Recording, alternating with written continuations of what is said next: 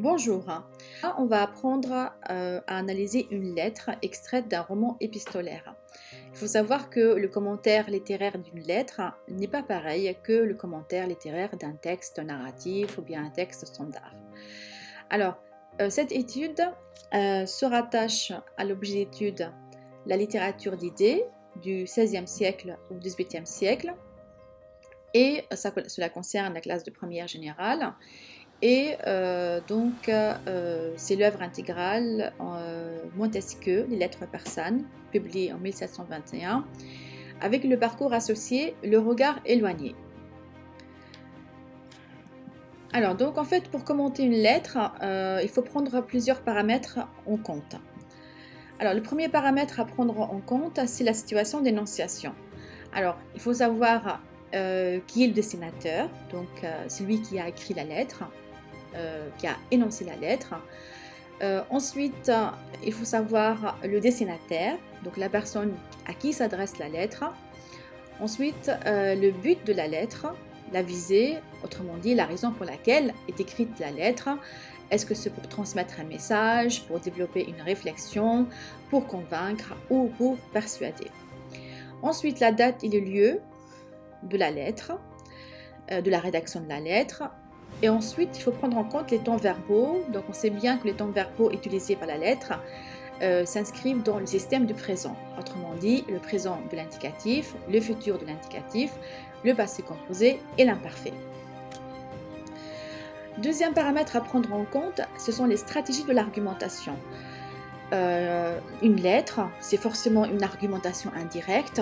Donc, en fait, celui qui a écrit la lettre, il a écrit pour une raison, pour convaincre ou bien persuader, pour transmettre un message. Et dans ce cas, il faut être attentif à plusieurs procédés de l'argumentation indirecte.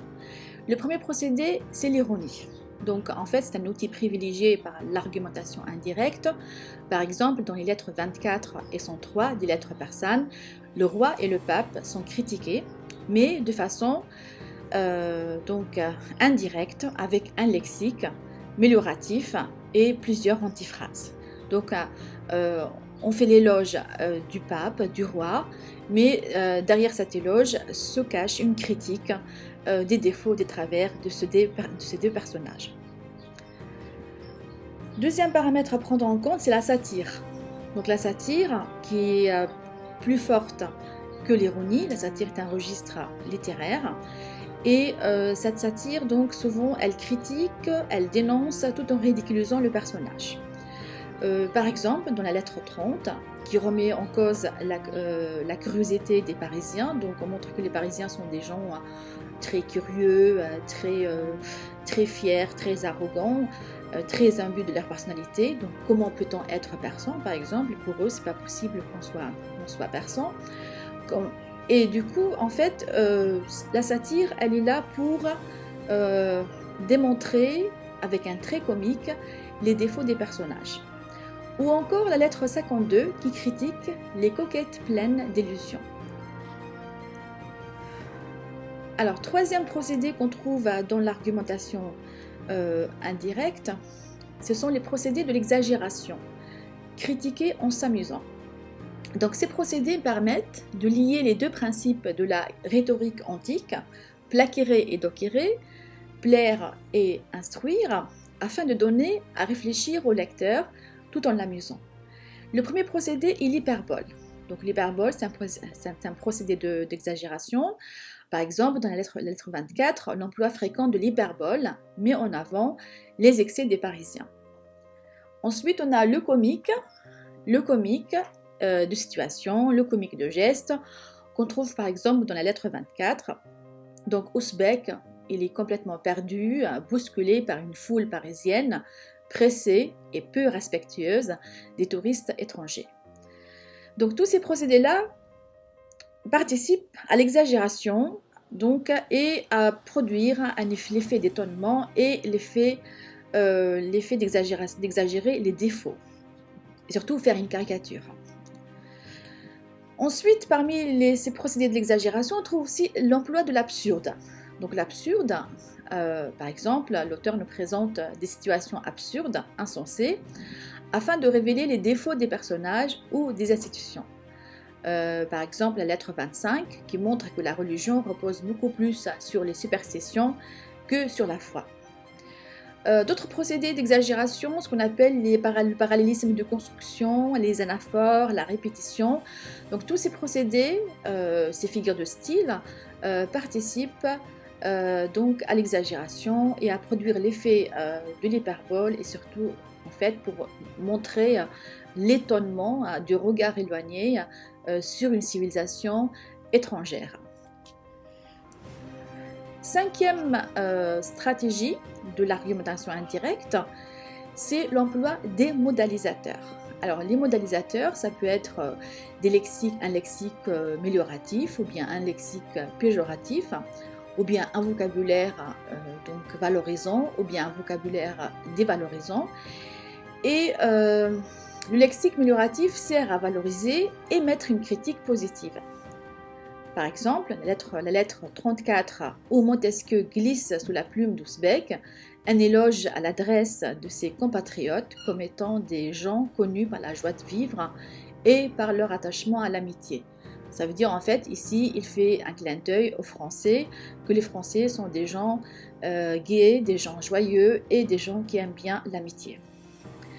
Alors le lexique péjoratif est utilisé pour exprimer le regard éloigné et le choc culturel lorsque l'étranger se confronte à des phénomènes socioculturels surprenants de son point de vue.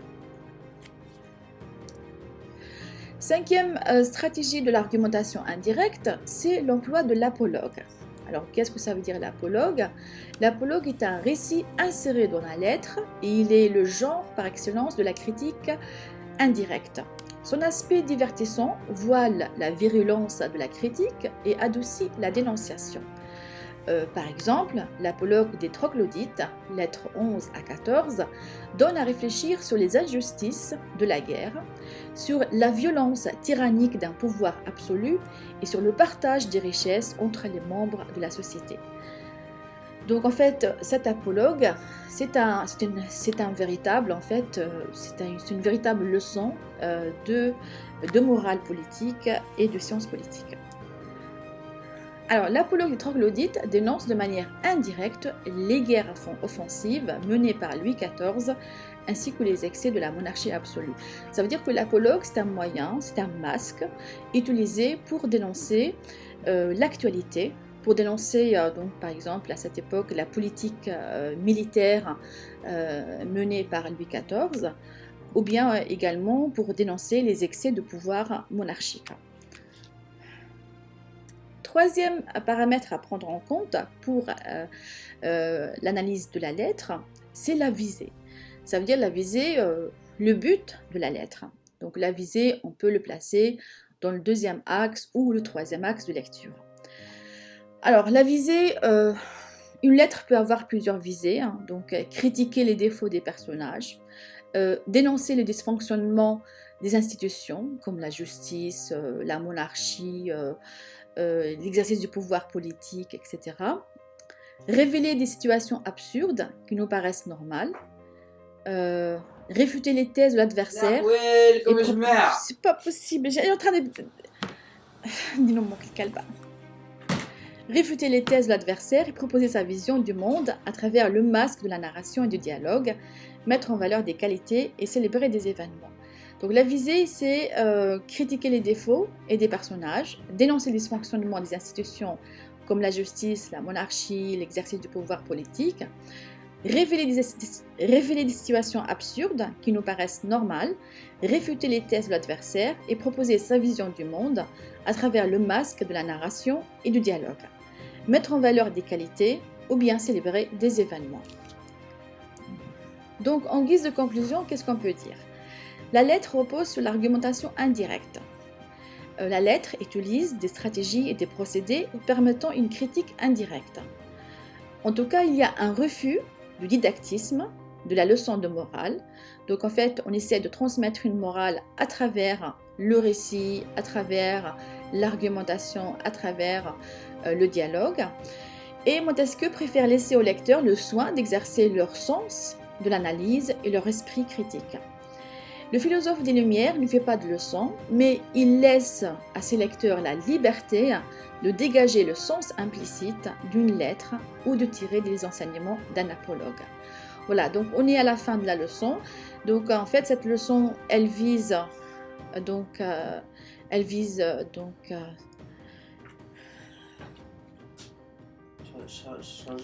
vas-y.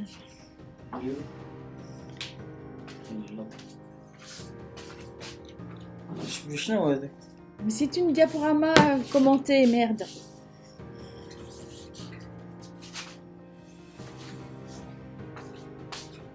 Ça que le bébé.